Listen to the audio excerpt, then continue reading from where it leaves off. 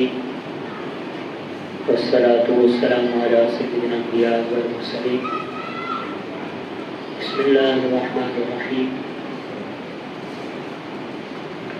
سیدہ ام المؤمنین ام حبیبہ رضی اللہ تعالی عنہ آپ سے روایت ہے، سیاہ سکہ کی حدیث مبارکہ ہے کہ فرماتی ہے کہ میں نے کریم آقا صلی اللہ علیہ وبارک وسلم کو یہ ارشاد فرماتے سنا کہ جو بندہ مسلم ہر دن میں فرائض کے علاوہ فرضوں کے علاوہ 12 رکعت نوافل یعنی سنت مؤکدہ پڑھ لے بن اللہ تعالی لہ بیتا فی الجنہ، اللہ تعالیٰ اس کے لیے جنت میں ایک گھر بنا دیتا ہے یا اس کے لیے جنت میں ایک گھر تعمیر کر دیتا ہے۔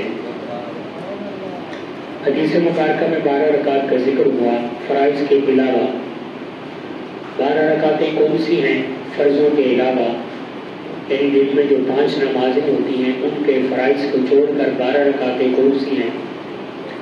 12 رکعتیں 4 فرضوں سے پہلے ظہر کے، یعنی ظہر کی نماز میں 4 فرضوں سے پہلے 4 سنت، 4 فرضوں کے بعد 2 سنت، مغرب کی نماز میں 3 فرضوں کے بعد 2 سنت، عشاء کی نماز میں 4 فرضوں کے بعد 2 سنت، اور فجر کی نماز میں 2 فرضوں سے پہلے 2 سنت، تو یہ ملا کر 12 ہو جاتی ہے۔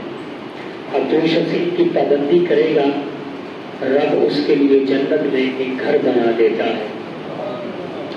اب دیکھیں سامعین عزیز احتشام کہ اللہ رب العزت کی جو نماز ایک عظیم عبادت ہے، نماز کے ہر عمل پر اللہ تعالیٰ اپنے بندے کو اجر و ثواب عطا فرما رہا ہے۔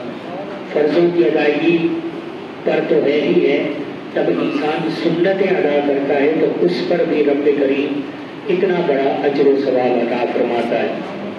اکثر آپ سنتیں چھوڑ دیتے ہیں تو چھوڑنی نہیں چاہیے، شرعی مسئلہ سمجھ لیں۔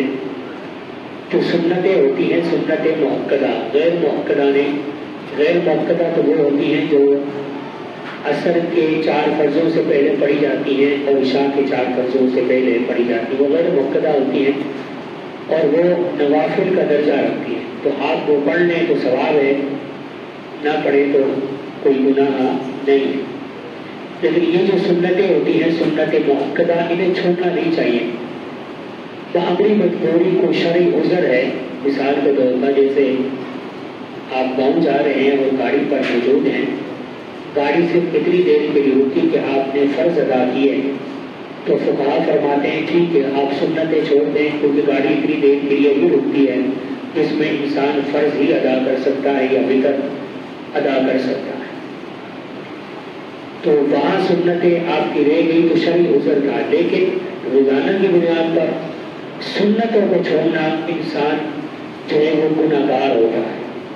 سنتیں چھوڑنے سے، سنت مؤکدہ چھوڑنے سے انسان گناہگار ہوتا ہے، تو سنتیں نہیں چھوڑنی چاہیے، پڑھنی چاہیے۔ اکثر اب آپ صرف فرض تو پڑھ لیتے ہیں لیکن سنت ادا نہیں کرتے۔ اسی طریقے سے اب احادیث میں الگ الگ سنتوں کے فضائل بھی ذکر کیے گئے، یہ تو اجتماعی طور پر تھا کہ اجتماعی طور پر یہ جو ہے وہ برکتیں ملتی ہیں انسان کو، لیکن الگ الگ بھی ذکر کیے گئے، جیسے اللہ کے محبوب علیہ السلام نے ارشاد فرمایا، حضرت طیبہ طاہرہ عائشہ صدیقہ سلام اللہ علیہا ام المؤمنین ارشاد فرما رہی ہیں، کریم آقا صلی اللہ علیہ وسلم نے فرمایا کہ فجر کی 2 سنتیں یعنی 2 رکعتیں دنیا اور دنیا کے تمام مال و منال سے بہت بہتر ہیں۔ فجر کی 2 رکعتیں یعنی 2 سنتیں دنیا اور دنیا کے سارے مال و منال سے بہتر ہیں، یعنی اللہ تعالیٰ نے ان کا ثواب اتنا زیادہ رکھا ہے کہ دنیا کا مال و متاع ایک طرف، 2 سنتیں ایک طرف، اتنا زیادہ اجر و ثواب، اور آپ اس پر تاکید فرماتے تھے، آپ انہیں تاکیداً ادا فرماتے تھے، اس لیے علماء کرام فرماتے ہیں کہ یہ واجب کے زمرے میں بھی آ جاتی ہیں، فجر کی 2 سنتیں واجب کے حکم میں بھی آ جاتی ہیں کیونکہ اس کے بارے میں اتنی تاکید موجود ہے۔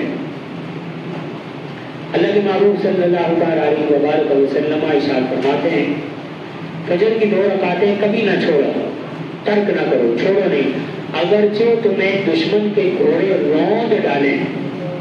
ابو داؤد کی حدیث مبارکہ ہے اگرچہ دشمن کے گھوڑے تم پر چڑھائی بھی کر دیں تم فجر کی سنتیں نہیں چھوڑنا.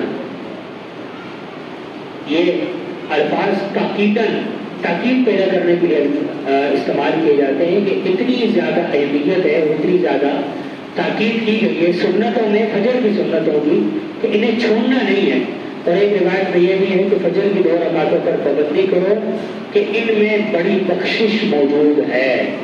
رب نے ان میں بخشش کے خزانے پوشیدہ کر رکھے ہیں، مغفرت کے خزانے کو پوشیدہ کر رکھے ہیں. تو یہ جو 2 سنتیں ہیں، ان 2 سنتوں کو نہیں چھوڑنا چاہیے.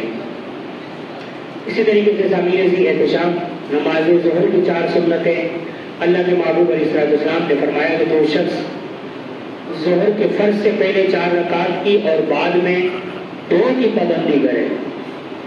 ظہر کے اندر 4 سنتیں فرضوں سے پہلے ہوتی ہیں اور 2 سنتیں 4 فرضوں کے بعد ہوتی ہیں. جو پابندی کرے حرم اللہ علی النار، اللہ تبارک و تعالیٰ اسے آگ پر حرام فرما دے گا. یہ بھی صحاح کی حدیث مبارکہ ہے. اور اللہ کے محبوب علیہ السلام نے یہ بھی فرمایا کہ ظہر کے فرض سے پہلے 4 رکعتیں کی جن کے درمیان سلام نہ پھیرا جائے ان کے لیے آسمان کے دروازے کھول دیے جاتے ہیں. اندازہ لگائیں اور بھی بہت ساری ایسی روایات ہیں جن میں جو ہے ان سنتوں کی پابندی پر یہ برکات بیان کی گئی. انشاءاللہ آگے پھر جو مغرب کی سنتیں ہیں، عشاء کی سنتیں ہیں یا عصر کی سنتیں ہیں، ان کی جو برکتیں ہیں انشاءاللہ وہ بھی آپ کے گوش گزار کی جائے گی. اللہ تعالیٰ عمر کا جذبہ نصیب فرمائے.